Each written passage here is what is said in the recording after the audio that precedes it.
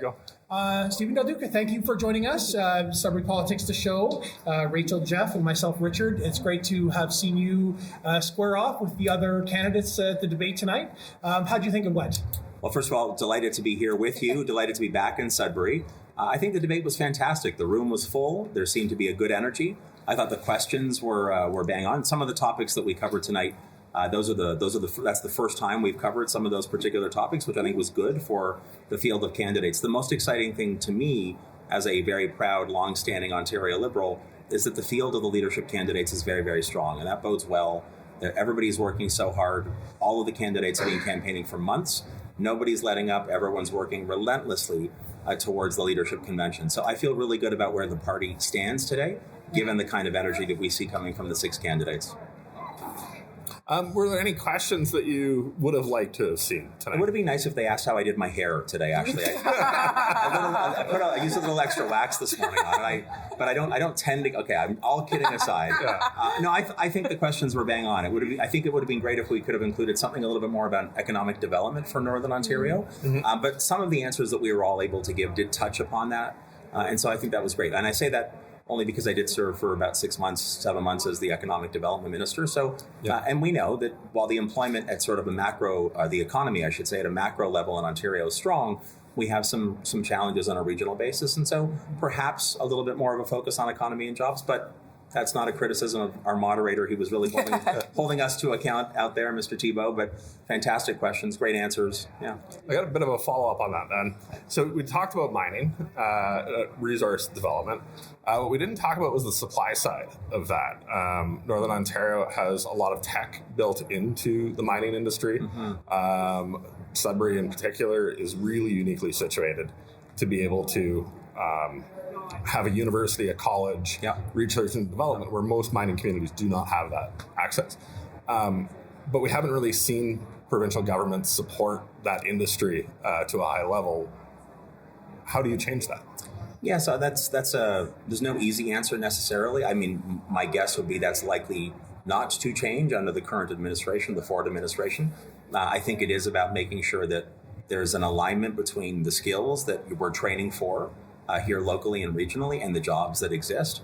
And so, wanting to make sure that the resource industry, the mining industry, the forestry industry can continue to boom, mm-hmm. or can boom again, depending on the circumstances in the community we're talking about. So the jobs are created so that skilled worker pipeline that's coming through, that's being produced, can actually fill those jobs. But it also boils down to governments from Queen's Park making the right kind of investments locally and regionally. And I just don't think that's going to happen under Doug Ford. Yeah.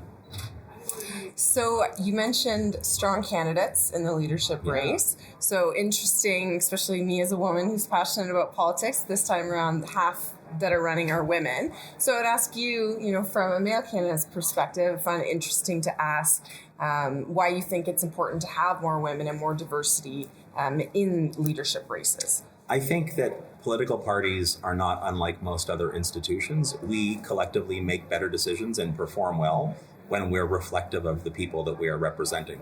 More than 50% of the population are women in this province.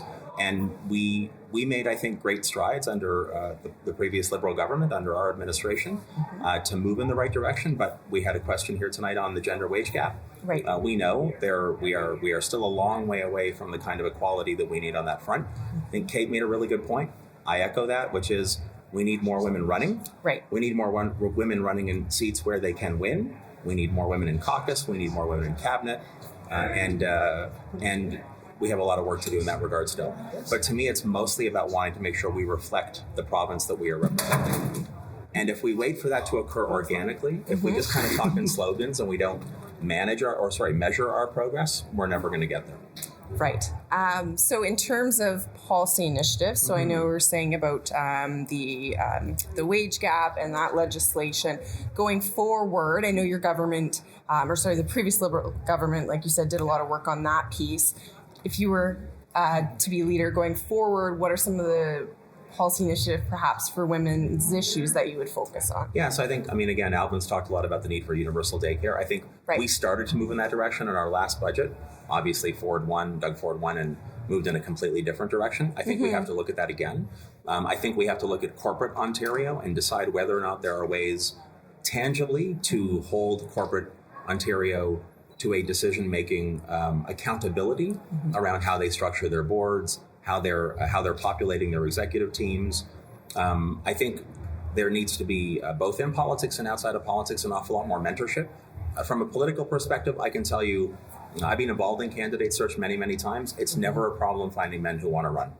It's never a problem. For whatever reason, the same psychological and tangible obstacles that are there for women seem to never be there for men. It's actually remarkable.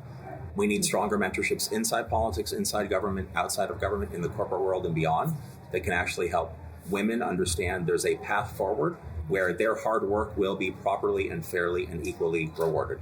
And we're not there yet. Stephen, we're almost out of time. We have time for a couple more quick questions for you. Here's an easy one for you. If you had to do some karaoke tonight after the debate, what would you choose to sing from a great big catalog? I mean, if you wanted me to sing karaoke, it could only be because you wanted me to clear the room out.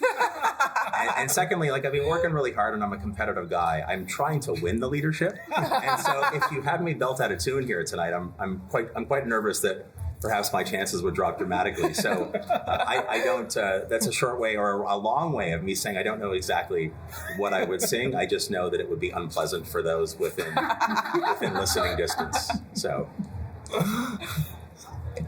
I don't have one. You go.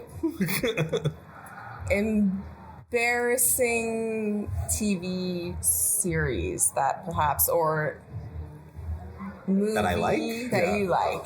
Oh, I mean, I think I don't know that it's embarrassing. I mean, I do unwind late at night watching a lot of Seinfeld episodes. That's not really embarrassing. I love Seinfeld. Yeah. Wedding Crashers is my favorite comedy, and I often will chuckle to myself as I think about some of the dialogue that exists within that. But I can't think of anyone in particular that's it's embarrassing. I will tell you, on this campaign trail, many months ago, my wife and I took our daughters to see Frozen 2. I still suffer from a degree of trauma from the soundtrack from Frozen 1, the first one, because I've been hearing those songs in my house since they saw that one 3 years ago or whenever it was. I unfortunately, I'm sad to say on the record that I had been touring a lot that particular weekend, and I found Frozen 2 to be very good to catch up on some of my sleep.